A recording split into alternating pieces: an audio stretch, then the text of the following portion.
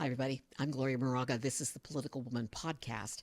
So it's late. It's 2 in the morning, California time.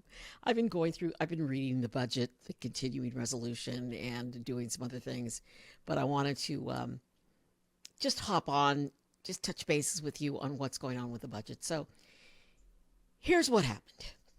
Over the weekend, negotiators for the House and the Senate, 2 Democrats, 2 Republicans, got together and worked out this deal to add funding into this continuing resolution, which will keep the government running till next year when the new president takes office and the new Congress takes office.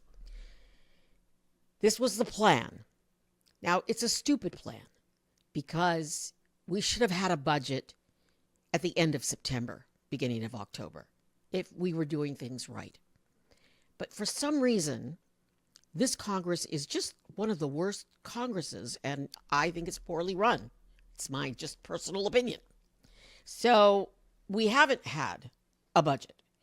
They've been doing these continuing resolutions just to temporarily fund programs. So I don't know what the big deal is. Anyway. And when this continuing resolution was released with the new figures, which provides disaster aid for hurricane victims and other victims of natural disasters, including a massive amount of money for farmers, because the Farm Bill is rolled into this continuing resolution, and farmers are hurting right now. Now, that's a whole nother story. But is there pork in there? Yes. Is there all the pork that Elon Musk is talking about? No. He misspoke. And I'm not on Twitter because of him. So I just canceled all my accounts, so I don't go on there, but I pick up what's happening there from media. So, because they're quoted. So the New York Times did a piece on all the mistakes Elon Musk made when he started tweeting and calling out things in the continuing resolution. And a lot of his 100 plus tweets were wrong. But Trump is the same way. Trump just says whatever, and it's not true. But it's okay because millions and millions of people read the billionaire, Musk, I hate to keep saying his name, read his tweets. So he's got that power, and Trump has that power. And it doesn't matter that they're lying. They're just doing this and stringing people along, and they're lying to people. So Musk starts tweeting, and then way later, the president jumps on and says, no, this is not going to go. This bill is not going to happen. Meantime, they've done all this work. They've done all this negotiations to get an agreement, and because the deadline is, it's Thursday now, garbage day, and I haven't put my garbage out yet. And poof, it's gone. House Republicans, House Democrats, Senate Republicans, and Senate Democrats reached a bipartisan agreement to fund the government, keep it open, and meet the needs of the American people. We reached a bipartisan agreement to provide disaster assistance to everyday Americans whose lives have been upended and turned upside down as a result of hurricanes, tornadoes, wildfires, floods, and other types of extreme weather events. We reached a bipartisan agreement to meet the needs of the American people and provide assistance to farmers, families, children, seniors, veterans, men and women in uniform, and working class Americans. House Republicans have now unilaterally decided to break a bipartisan agreement that they made. House Republicans have been ordered to shut down the government and hurt everyday Americans all across this country. House Republicans will now own any harm that is visited upon the American people that results from a government shutdown or worse. Now, Republicans who just fall in line behind whatever Donald Trump says, saying, no, we don't want this. It's full of pork. No, it's also full of much needed aid for people down south who got hit by the hurricane and for our farmers who are suffering, because we've got to get that farm bill passed. So now the latest, and this is what really frosts my cake. Trump wants them to cut out the pork in the budget and raise the debt ceiling. Because, he drove up massive amounts of debt when he gave the billionaires the tax cut. All the rest of us got screwed. I got screwed. But the billionaires got their tax cut. And we, the federal government, our deficit just ballooned because of that. And, so he wants to raise the debt ceiling, and he wants the Congress to do it because he wants to blame Biden for the raising of the debt ceiling. Man. So that's really what comes down to. It's really what's going on. And screw everybody that's going to be hurt by this. And I'm reading right now, I'm on the ABC website. Actually, I'm reading Channel 4. So ABC in Washington. All the things that happen when there's a shutdown, because Musk mistakenly said, oh, nobody gets hurt, really.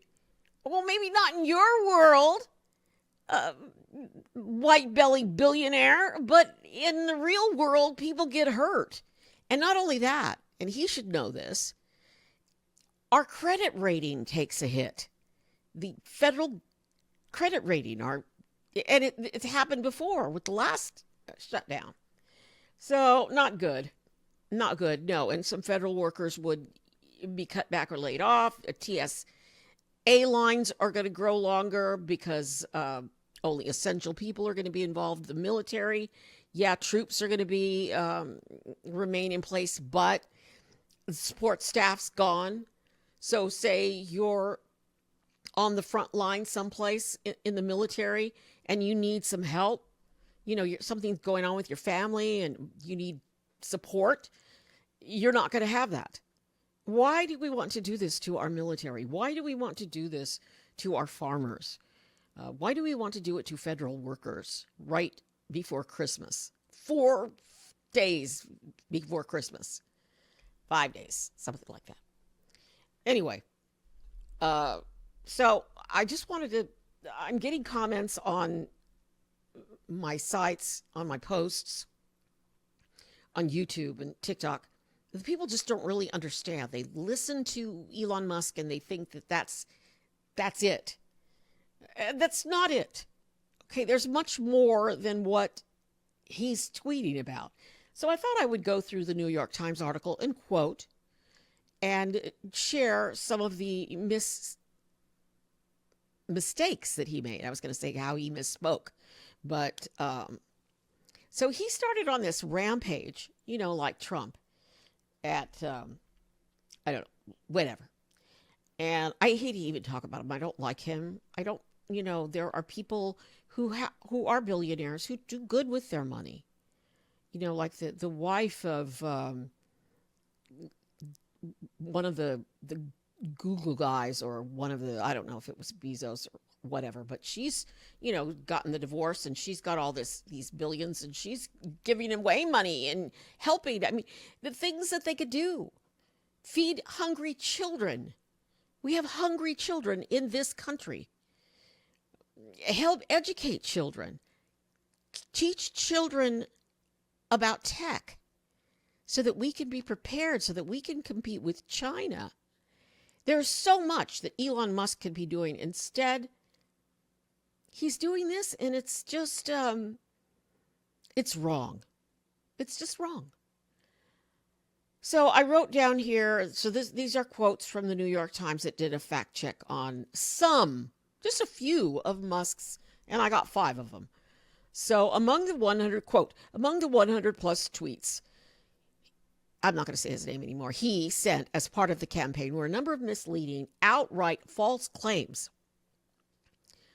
A possible preview of the mogul's new role as co-leader of a Trump-based blessed effort to slash government funding. Yeah, I don't trust these people. 1, Musk didn't seem to think a government shutdown would have significant consequences for the country. He responded yes to a post that read, quote, just close down the government until January 20th. Defund everything. We'll be fine for 33 days. Yeah, because Russia and China and all of our enemies would really like that. They would like our troops to need something and not get it. What are you? Another Musk post said a shutdown doesn't actually shut down critical functions. Here's the fact check. Quote, but while essential functions would continue during a shutdown, there are significant real-world effects. Other government employees will halt their day-to-day work and miss paychecks. Social Security checks will go out, mail will be delivered, but agency shutdowns cause massive lost productivity and money. It costs us money when people aren't working. It costs billions. The last shutdown cost billions. Oh, here. A 5-week shutdown from 2018 to 2019 caused the economy to lose $3 billion, according to the Congressional Budget Office. They don't have a clue what they're talking about. 2, the billionaire falsely claimed that members of Congress would get a 40% pay raise as part of the package. That's not true. Something both Musk and the ex-account for his so-called Department of Government Efficiency got wrong. Okay. This gets very confusing about Congress's raise, but Congress has not had a raise since 2009. Their salary is $147. Their salary is $174,000 a year. God knows this Congress under Mike Johnson has nowhere near earned that. They've hardly worked all year. They've been on more breaks than anything.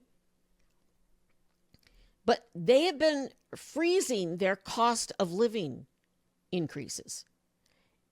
The current continuing resolution does not include a COLA freeze. So they would get their pay raise, but not anything near what Musk was talking about.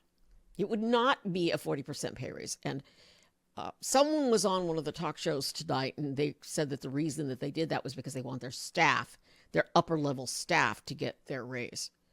And in order to get this, they took away their per diems, which means you have to pay for your rent back in your district, but you also have to pay rent in Washington, D.C. when you're on the job. And they gave that up to get this cost of living raise, to give it to their staff. And the maximum would be 3.8%. That's an increase of about $6,000. So they're not getting this massive pay raise that Elon Musk is talking about. He's just wrong. He's wrong. And that is according to congressional research and the Washington Post. All right, this one really got me. Musk reposted a claim that the bill would provide $3 billion for a new NFL stadium in Washington, D.C. Not true. A lie. That's a lie. What the bill does is it transfers control of the existing RFK Stadium to the D.C. local government for redevelopment. And they're going to try to get private sector to come in and help them potentially include a stadium. No federal funds were being used for this. No federal funds. Now, there is a possibility that D.C. taxpayers would eventually be on the hook for that stadium if that happens. But right now, the mayor is looking at ways to fund that from the private sector. So that's wrong. Okay, and this one is very complicated, but I have to say it. He's wrong that the bill shields the January 6th committee. Wrong. Now, Musk said it's outrageous that the bill would block House Republicans from investigating the January 6th committee. No, the section of the bill cited, and this is a quote, has nothing to do with internal House investigations. And Musk was quoting a January 6th rioter. It's laughable, but it's not because it's so serious. All right, so here's the thing. Remember all of the files for the January 6th hearings, all of the videos and such, and all of the files of people breaking in and smashing windows. And, they are now on a server outside of the Capitol. They're on a server outside of, direct congressional control. That's all that part of the bill would do. Because here's what it says. They want to make sure that the House still has access to those files. And this is, quote, a House office shall be deemed to retain possession of any House data of the House office without regard to use of any particular platform, the bill reads. So they're just saying someone else is going to be housing the data. It's on a server someplace else, but that's still House property. Get it? I get it. I understand. It's like, it's not in the cloud. It's in a server someplace. I guess you could kind of say it's in the cloud, but that's all that portion does.